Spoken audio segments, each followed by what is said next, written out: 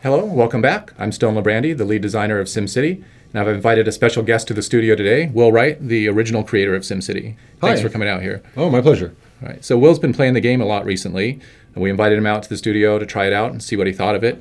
And my first question is, what did you think of the whole experience overall?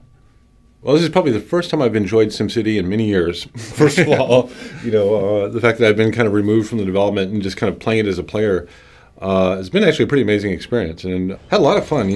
Right off the bat, I love the road tool, the way you can kind of do curves and splines and get this organic feeling. We spent a lot of time on those. Yeah, I blew all my budget in the first couple cities just playing with the road tool, building way too many roads. Later realized that I could build cheaper roads and upgrade them, which actually ended up being a really good trick to learn. And I love the kind of immersive zoom in thing, that I could go down the street level and really feel like I was, walking around the city. And the visuals and the sound were just, the sound in particular was great. Then just kind of got into the, gestalt of building a city. And my initial thought was that it felt a little claustrophobic, just the size of the landscape. But then as I started playing more, I started realizing how much intricacy was in that area. And even if my city had been larger, I'd still be dealing with the same issues. So it allowed me to kind of get into the simulations sooner. It was more about the quality of what I was building and less about the quantity. Which I kind of liked, because then I could actually really focus in on something that felt manageable, but still have the depth of simulation. Were you more trying to make a statement, make something beautiful, or were you trying to win the game? Did you have goals for yourself? I'd say I'm somewhere between the two, but I definitely, aesthetics was a big part of it. I wanted these organic looking cities that at the end of the day I could kind of, upgrade and make look beautiful with parks and all the kind of curves help a lot with that. Yeah. Then I started realizing that I had to watch my budget, and I was blowing all my money buying all these fancy toys for my city. And so then I started a couple more cities, with a little bit more fiscal discipline. As I started kind of delving into what was going on through the different networks and the data layers, the pollution, the land value, and all that kind of stuff, I was actually very impressed with the way it was presented, because there was obviously a lot of stuff going on underneath the hood of the simulation. But yet it was presented all very, very graphically. Almost never looked at a number except for maybe my budget or my population. Those are the only two numbers I really even had to look at. Yeah, I also like when you turn on, say, the crime layer, and then you see these big orange areas and these big blue safe areas, and you're like, oh, I want to live over here. And then you look at education. It's like, oh, this is a great school, no crime. This is a much better spot to live than over here in this part of town. And also I would think of the neighborhoods almost as like little test tubes, where I'd go in and I would try a lot of things in a neighborhood, see if I could improve that neighborhood.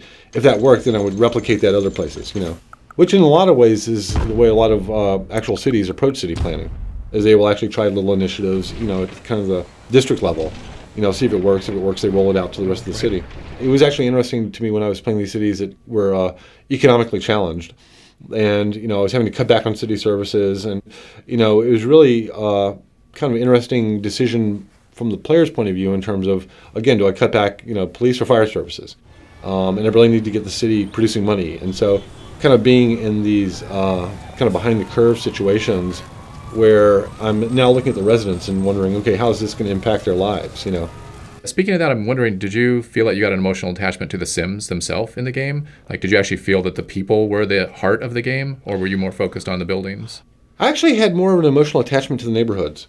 And when I go down the street view and I would kind of listen to the sounds and see the people walk around, see what kind of houses they were living in, what kind of jobs were there, I really got a sense for certain neighborhoods, and I found myself becoming emotionally invested in particular neighborhoods. Like, oh, this one's so, close, and it's such a great location, and just a little bit more of this, that, and the other. And I would go in and I would kind of overspend on parks and things in that area, maybe at the expense of some other neighborhood that I didn't really care about. But in my mind, I was almost kind of like, that's where I lived. This is my neighborhood. I almost had this fiction that I was a Sim in the city, and these were the neighborhoods that were not my neighborhoods. And I thought that the street level view did a kind of excellent job of giving you that kind of sense of of being there. Did you try new ideas and new types of experiments, new types of cities? Well, I would kind of approach, I think, every city I made in a slightly different way, kind of as a meta strategy. What if I try to do something where the transportation is my highest priority? Or I try to really, work on, budgeting and making sure I always maintain a positive cash flow. Within the city, I would actually try much more kind of tactical strategies. But it felt like I was playing these kind of nested mini games inside the larger game of SimCity. And every now and then I'd look at my budget and figure out which one of these mini games do I need to focus on now. I'm spending too much on transit, so now how do I go and optimize that? Or how do I get the most effective fire services for the least amount of money. What about your garbage services, sewage services? So for some of the services, like the garbage, and some of the industrial stuff, I would usually kind of put off in a corner somewhere. But at some point it would kind of grow, start polluting the water table, that kind of thing.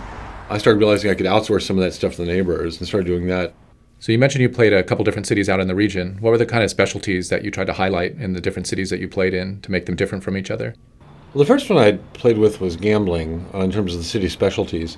I think unlike the other Sim cities where basically the city was its own kind of monolithic thing, all by itself, self-supporting, I think the regional gameplay brings in this idea of specialized cities, which is much more realistic. Most of the large cities we have are in larger metropolitan regions, and they are specialized, and they're depending upon their neighbors, for various services.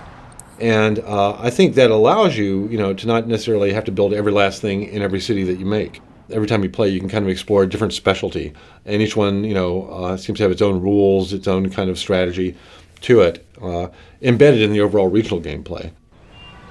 I really got the sense that if I were to look at 100 cities that players had made, they would all seem very different.